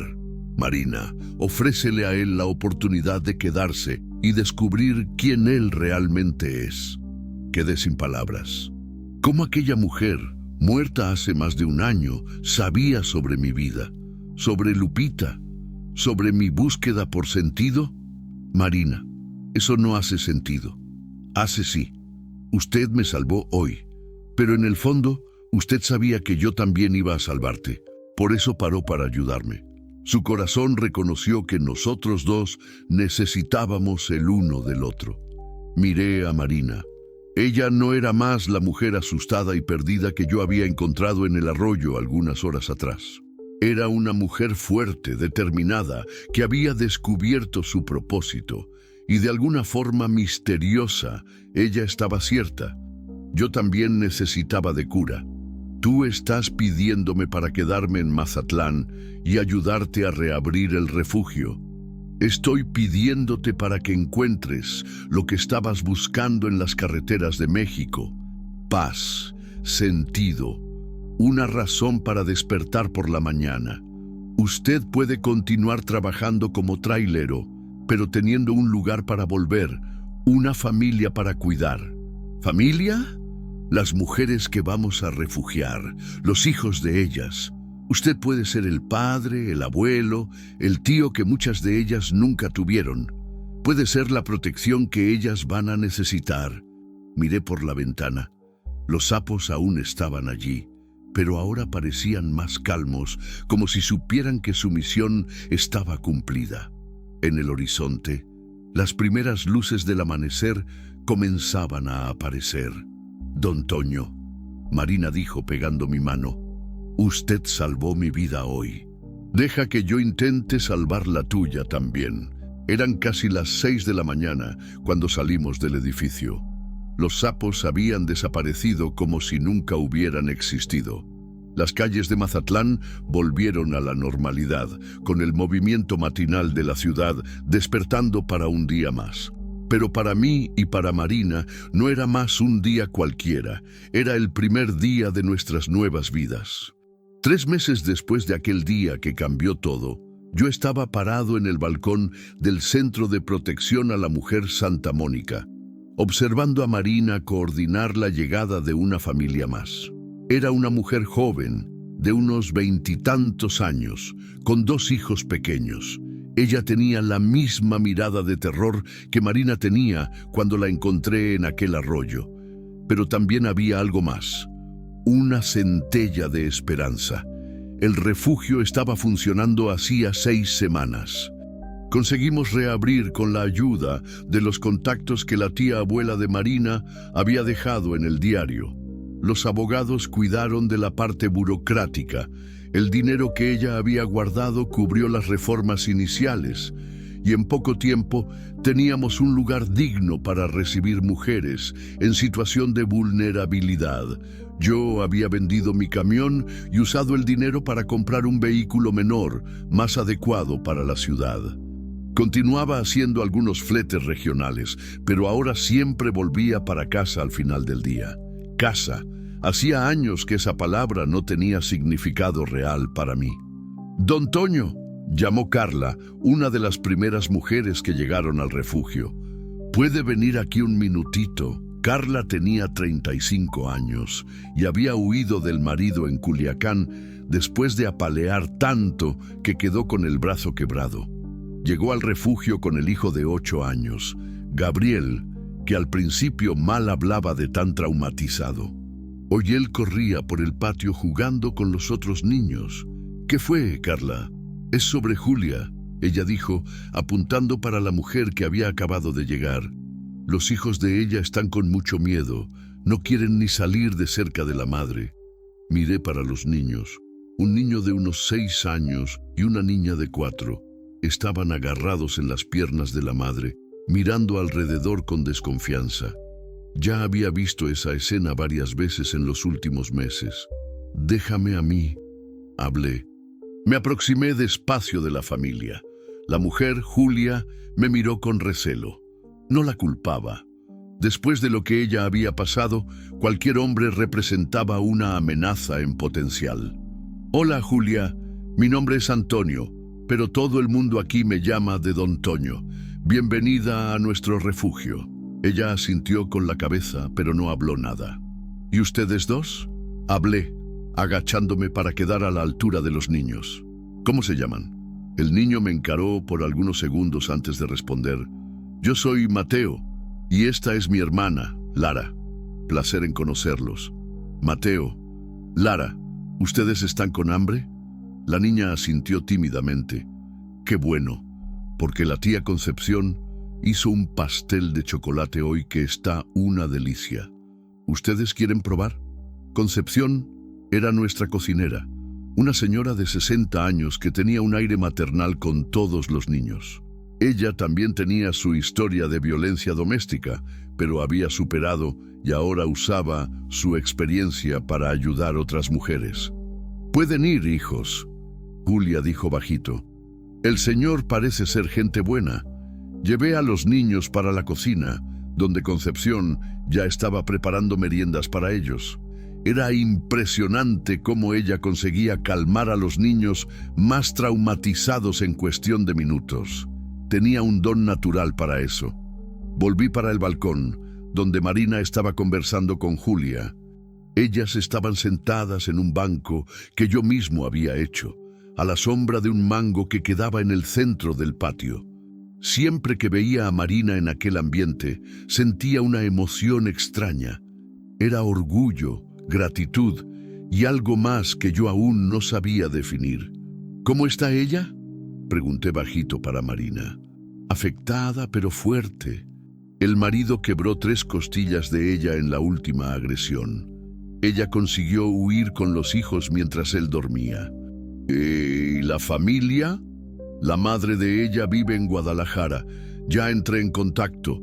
Ella puede recibir a Julia y a los niños allá, lejos del agresor. Era así que funcionaba. Marina había desarrollado una red de contactos por todo México. Familiares que podían ayudar, otras organizaciones que ofrecían apoyo, personas que habían pasado por situaciones similares y ahora estaban dispuestas a ayudar. Era como una grande familia extendida de mujeres que se protegían mutuamente. ¿Y los sapos?, pregunté. Era una pregunta que yo hacía siempre que llegaba una familia nueva. Marina sonrió.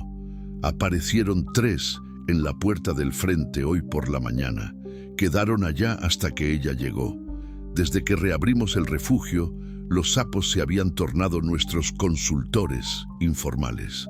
Siempre que una mujer genuinamente en peligro se aproximaba del refugio, algunos de ellos aparecían en la puerta. Cuando llegaban personas con malas intenciones, maridos buscando esposas, hombres intentando hacerse pasar por víctimas estafadores, los sapos simplemente no aparecían. Era nuestro sistema de alarma natural. Nunca me voy a acostumbrar con eso, hablé. Yo tampoco, pero funciona, nunca han errado. Caminamos hasta la oficina, donde Marina mantenía los registros de todas las mujeres y niños que pasaban por el refugio. En 3 meses ya habíamos ayudado a 22 familias. Algunas quedaban solo algunos días, mientras organizaban el cambio para otro estado. Otras quedaban semanas, recuperándose física y emocionalmente antes de recomenzar la vida. «Don Toño», Marina dijo, revolviendo los papeles de la mesa, «necesito contarte una cosa. ¿Puedes hablar?» Rafael apareció ayer. Sentí la sangre helarse. En los últimos 3 meses no habíamos tenido noticias de él. Creía que había desistido de perseguir a Marina. ¿Dónde? En la casa de mi tía. Preguntó si yo estaba viviendo allá. Mi tía dijo que yo había viajado para fuera del estado y que no sabía cuándo yo volvería. ¿Él creyó? Por mientras, creo que sí. Pero mi tía quedó asustada. Dijo que él estaba diferente, más flaco, con cara de quien no dormía hacía días, y oliendo a bebida mismo siendo mediodía. Marina, nosotros necesitamos pensar en una protección mejor para ti. Ya pensé, y creo que sé qué hacer. Ella abrió una gaveta de la mesa y sacó algunos papeles. Ken son documentos de cambio de nombre. El abogado consiguió acelerar el proceso por causa de la situación de violencia doméstica. Miré los papeles. Donde antes estaba escrito Marina Santos, ahora leía Marina Benedita Santos Silva. Adoptaste el nombre de tu tía abuela, y el tuyo también, Silva. Si tú estás de acuerdo, claro. Quedé sin palabras por algunos segundos. Era más que un cambio de nombre, era una declaración. Marina, ¿tú tienes certeza de eso? Tengo. Tú eres mi familia ahora, don Toño, la única familia que escogí tener, y quiero que sea oficial. Sentí los ojos llenándose de lágrimas. Hacía tanto tiempo que alguien no me consideraba familia. Pero nosotros no estamos casados. No necesitas ser. Tú eres mi padre de corazón, el hombre que me salvó y me dio una nueva vida. Quiero cargar tu nombre. En aquel momento, entendí lo que Lupita siempre decía sobre Dios, poner a las personas correctas en nuestro camino. Marina había aparecido en mi vida cuando yo más necesitaba de un propósito, y yo había aparecido en la vida de ella cuando ella más necesitaba de protección y familia. Claro que estoy de acuerdo. Hablé, abrazándola. Va a ser un honor tenerte como hija. Quedamos abrazados por algunos minutos. Era un momento de profunda emoción y gratitud. Cuando nos separamos, Marina estaba sonriendo con lágrimas en los ojos. Tiene una cosa más, ella dijo. ¿Qué? El presidente municipal quiere encontrarnos. Parece que nuestra iniciativa llamó la atención de las autoridades. Ellos quieren transformar nuestro trabajo en política pública municipal. ¿Eso es bueno o malo? Creo que es bueno. Más recursos, más apoyo oficial.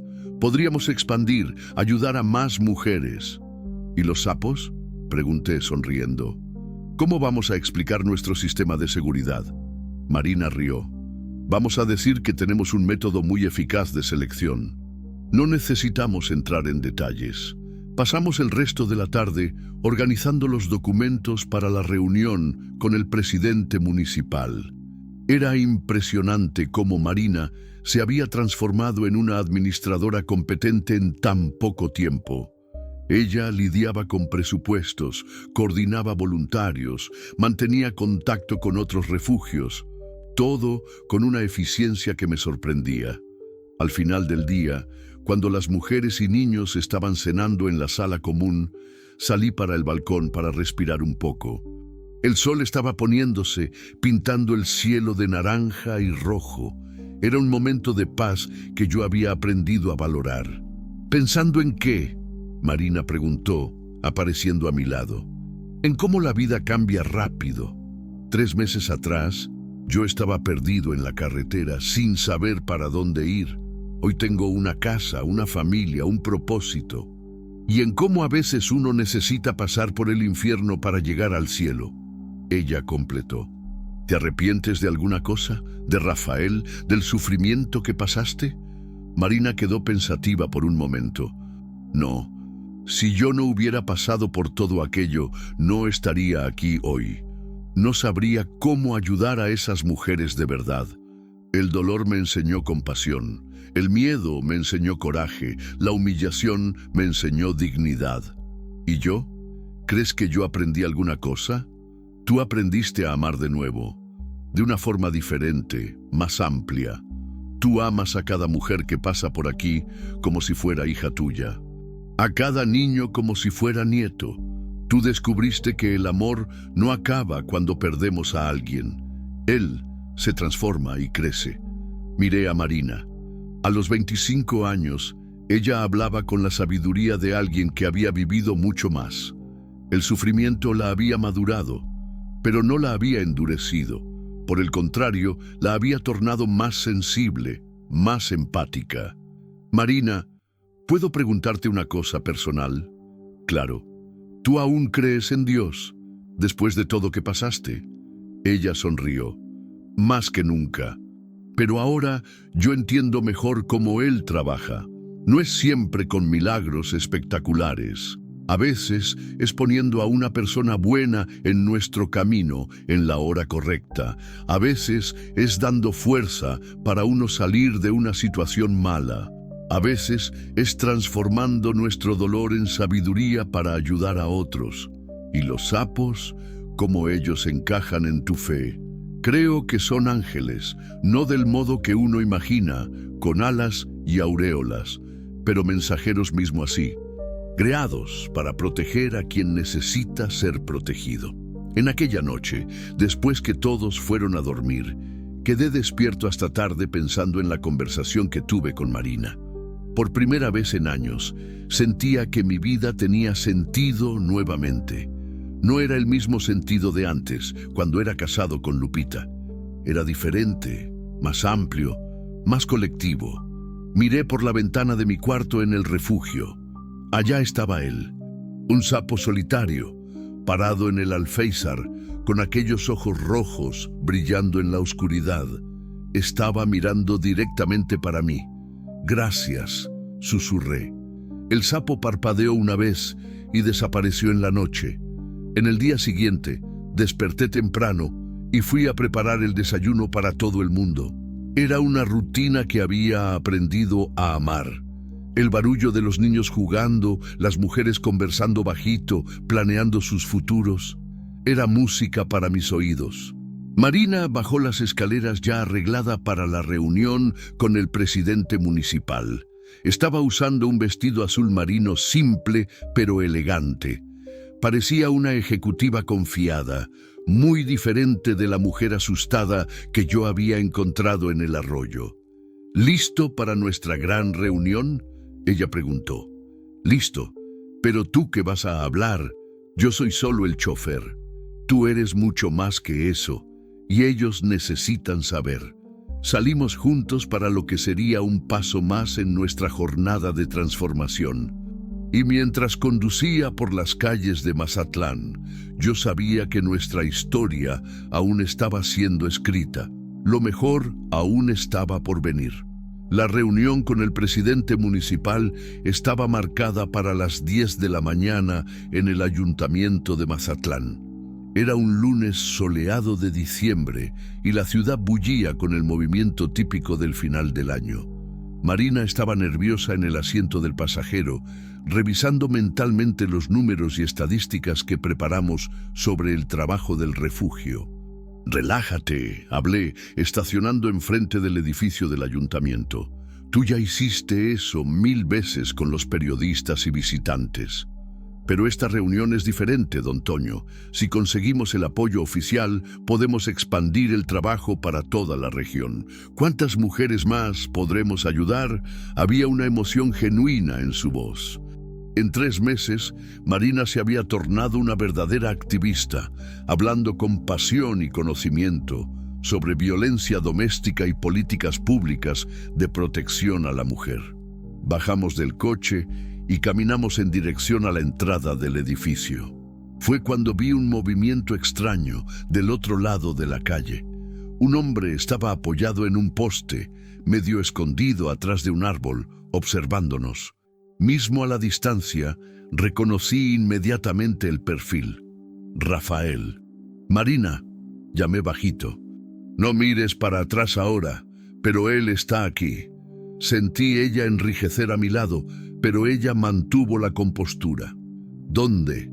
«Del otro lado de la calle, atrás del árbol. Él debe haber seguido a nosotros desde el refugio. Vamos a entrar. Allá adentro estaremos seguros». Pero cuando llegamos en la puerta del ayuntamiento, un guardia nos barrió. «Disculpen, el edificio está cerrado para mantenimiento emergencial en el sistema eléctrico. Todas las reuniones fueron canceladas para hoy». Mi corazón se disparó. Rafael había planeado eso. De alguna forma, él sabía de nuestra reunión y había creado una situación para aislarnos. «Don Toño», Marina susurró, «nosotros necesitamos salir de aquí». Miré alrededor. Rafael había salido de atrás del árbol y estaba atravesando la calle en nuestra dirección. No estaba solo. Había otro hombre con él, más alto, más fuerte. Probablemente su hermano Valmir. «Para el coche», hablé, rápido. Pero cuando llegamos en el coche, vi que los neumáticos traseros estaban pinchados. Ellos se habían preparado para esta emboscada. ¡Marina!, Rafael gritó aún a unos 50 metros de distancia. ¡Para de huir de mí! Nosotros necesitamos conversar. No tenemos elección, hablé. Vamos a tener que enfrentar esto aquí mismo. Marina respiró hondo y se viró para encarar al exnovio. Cuando él llegó cerca, pude ver que estaba mucho peor de lo que la última vez. Flaco de más, ojos hundidos, barba por hacer, olía a alcohol mismo siendo mañana. «Hola, Rafael», Marina dijo con una calma que me impresionó. «¿Qué quieres?» «¿Qué quiero?» Él rió, una risa amarga. «Quiero a mi novia de vuelta, quiero nuestra vida de vuelta». «Nosotros no tenemos más nada, Rafael, acabó hace 3 meses». «No acabó mierda ninguna». Él explotó.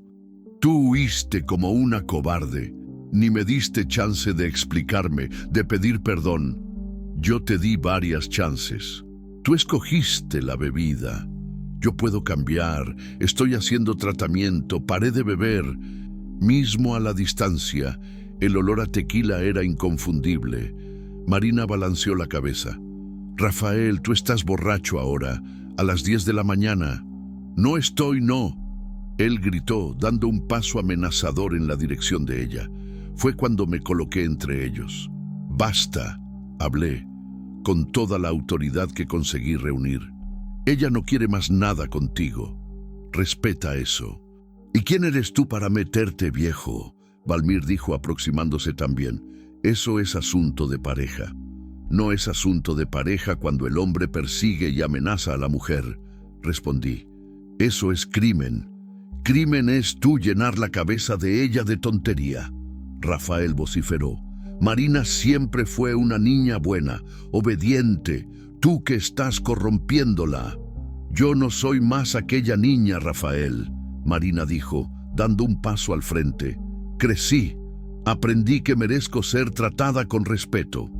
«¿Respeto?», él rió de nuevo. «¿Tú estás viviendo con este viejo, haciendo Dios sabe qué, y quieres hablar de respeto? Cuida tu boca», hablé, sintiendo la rabia subir. «¿O qué? ¿Tú vas a hacer qué, viejo?». Fue cuando algo extraordinario comenzó a suceder. Sapos comenzaron a aparecer en la acera. Primero eran algunos, saliendo de las alcantarillas, de los árboles, de atrás de los coches estacionados. Después fueron decenas, centenares. En pocos minutos, la acera entera estaba cubierta de ellos. Rafael y Valmir miraron alrededor con terror. «¿Qué diablo es eso?», Valmir gritó. Los sapos no estaban solo allí. Ellos se movían con propósito, cercando a Rafael y Valmir, pero manteniendo distancia de mí y Marina. Era como si supieran exactamente quiénes eran los amenazadores y quiénes eran los protegidos. «Ellos vinieron a defenderme», Marina dijo con una serenidad impresionante. «Como siempre hacen». «¡Tú estás loca!», Rafael gritó.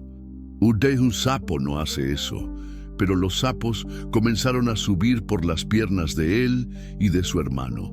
Era la misma escena que vimos meses atrás en la carretera, solo que ahora en pleno centro de Mazatlán, enfrente del ayuntamiento. «¡Quiten estos bichos de mí!», Rafael berreó intentando chutar los sapos. «Marina, manda a ellos parar». «Yo no mando en ellos», Marina respondió. «Ellos actúan por cuenta propia, protegen a quien necesita ser protegido». Los sapos comenzaron a liberar aquella espuma blanquecina que conocíamos bien. Rafael y Valmir quedaron en pánico, corriendo de un lado para otro, intentando librarse de las criaturas. Pero cuanto más se debatían, más sapos aparecían. «Eso es cosa del demonio», Rafael gritó. «Tú estás poseída». «No», Marina dijo aproximándose de él sin miedo. «Eso es protección, es la naturaleza defendiendo a quien no puede defenderse solo». Fue cuando percibí que Marina no era más la misma persona. Había una fuerza en ella que iba mucho más allá de lo que yo conocía.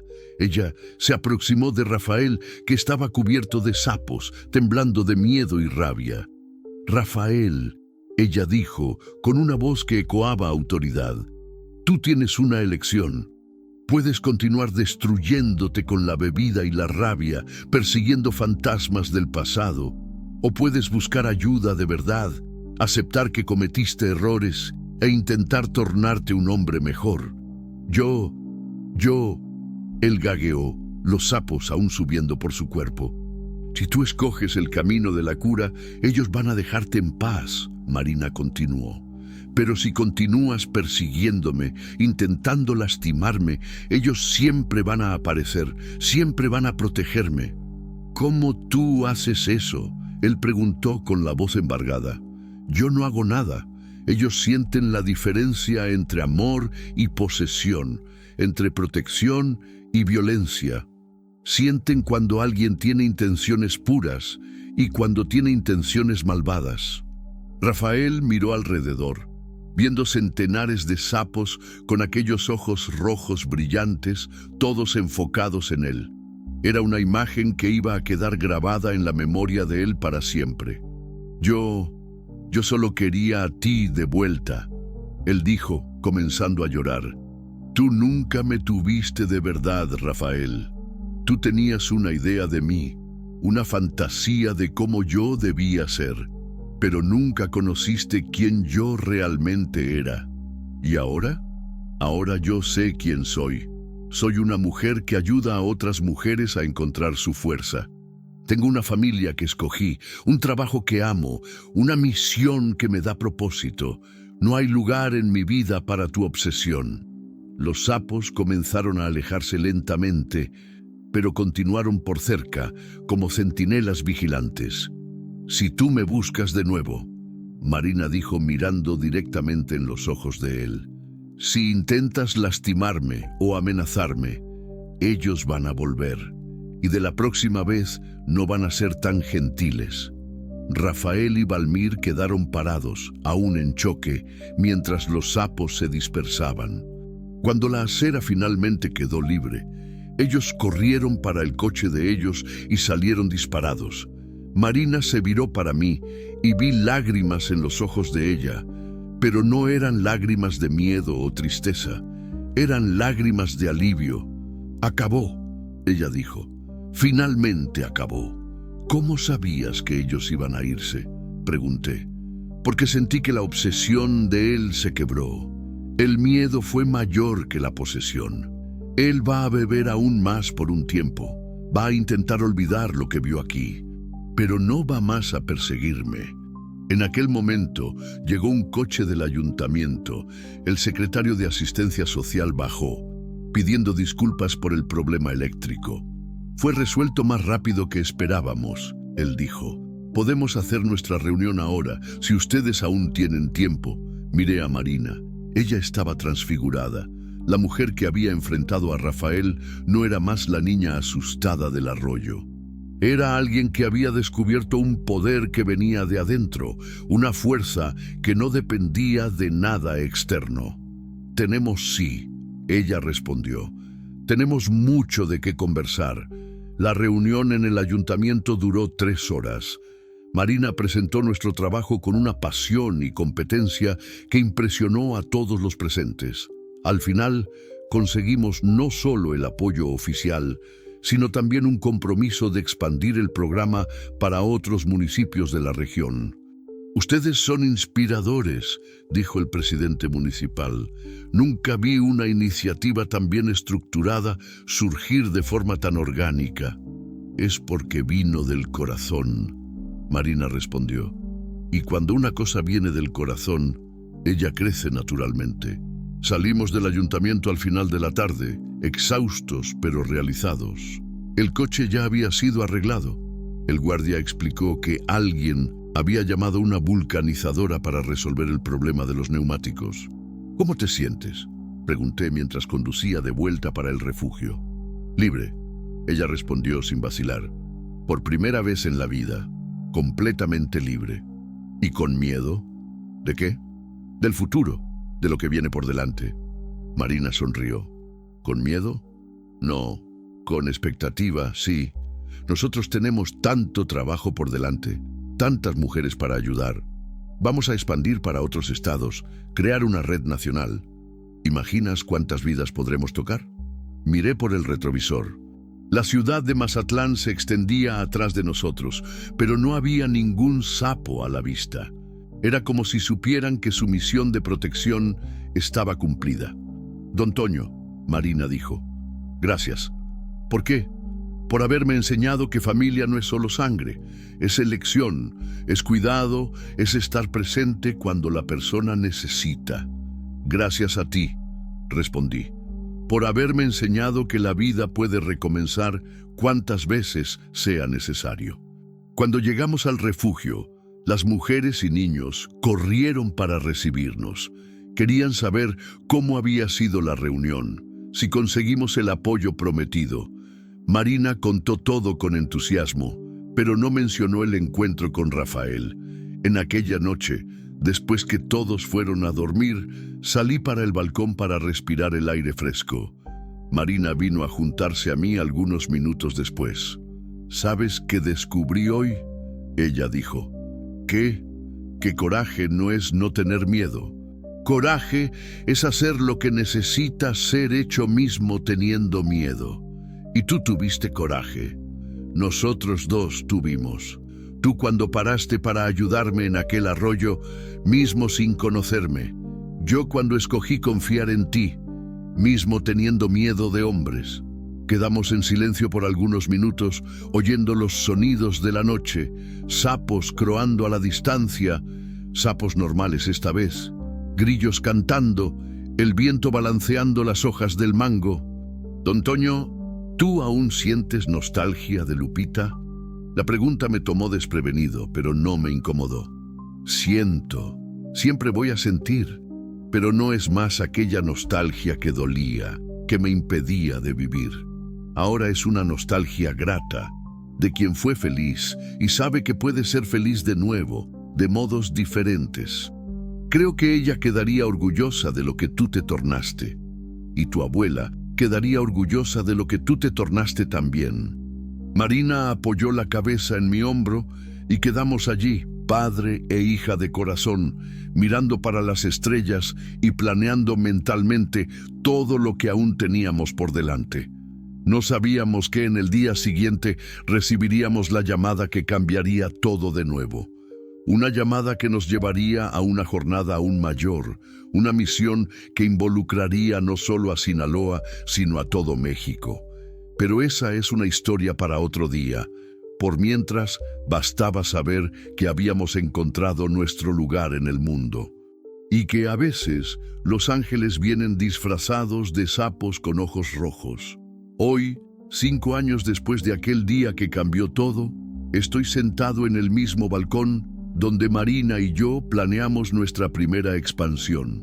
El Centro de Protección a la Mujer Santa Mónica ahora es una red nacional con 43 unidades esparcidas por México. Ayudamos a más de 3,000 mujeres a reconstruir sus vidas, y cada historia es un milagro de coraje y renacimiento. Marina, que ahora tiene 30 años, se tornó una de las principales activistas del país en la lucha contra la violencia doméstica. Habla en congresos, orienta políticas públicas, inspira mujeres de norte a sur. Pero continúa siendo mi hija de corazón, la niña que encontré perdida en un arroyo y que me enseñó que familia es mucho más que lazos de sangre. A veces me pregunto, ¿cómo sería mi vida si en aquel día yo hubiera pasado directo por aquel Tsuru rojo abandonado al lado de la carretera? Probablemente continuaría rodando México solo, cargando cargas y cargando también el peso de la soledad. Tal vez hubiera envejecido amargado, sin propósito, contando los días hasta jubilarme en una casa vacía. Pero el destino, o Dios, o los misteriosos sapos guardianes tenían otros planes. A veces la vida nos coloca en situaciones que parecen casualidades, pero que en verdad son encuentros marcados. Personas que necesitan encontrarse para salvar una a otra. Aprendí que no existe dolor inútil. Cada sufrimiento que pasé después que Lupita murió me preparó para entender el dolor de Marina. Y el dolor de Marina la preparó para entender el dolor de millares de otras mujeres. Lo que parecía ser destrucción era, en verdad, construcción. Lo que parecía ser fin era en verdad comienzo. Aprendí que coraje no es no tener miedo. Coraje es tener miedo y hacer lo que necesita ser hecho mismo así. Marina tuvo coraje de huir de una relación que estaba matando su alma. Yo tuve coraje de parar para ayudar a una desconocida, mismo cuando mi propia vida parecía sin sentido. Aprendí que familia no es solo quien divide nuestra sangre, pero quien divide nuestros sueños, nuestras luchas, nuestro compromiso de cuidar unos de los otros. Las mujeres que pasan por nuestro refugio no son casos sociales, son hijas, hermanas, madres que escogemos amar y proteger. Los hijos de ellas se tornaron nuestros nietos de corazón. Construimos una familia extendida basada en la elección de cuidar, no en la obligación de pertenecer. Aprendí que milagros existen, pero no siempre vienen de la forma que esperamos. No son siempre luces en el cielo o curas instantáneas. A veces son personas ciertas apareciendo en la hora correcta. A veces son fuerzas de la naturaleza que actúan cuando la justicia humana falla. A veces son sapos misteriosos con ojos rojos que saben distinguir entre amor y obsesión, entre protección y violencia. Aprendí que Dios trabaja a través de personas comunes, dispuestas a hacer cosas extraordinarias. No necesita ser pastor, padre o santo para ser instrumento de transformación. Basta estar dispuesto a parar cuando alguien necesita de ayuda. Basta tener coraje de extender la mano cuando ve a alguien cayendo. Basta creer que pequeños gestos pueden cambiar el mundo. Marina me enseñó que la fe verdadera no es aquella que acepta todo pasivamente, sino aquella que tiene coraje de decir no a lo que está errado. Fe verdadera es saber que merecemos ser tratados con dignidad. Es tener coraje de salir de situaciones que nos destruyen, mismo cuando amamos a la persona que nos lastima. Es entender que amar a sí mismo no es egoísmo, es responsabilidad. Aprendí que el amor no disminuye cuando es dividido, pero se multiplica. Cuando abrí mi corazón para Marina, no traicioné la memoria de Lupita.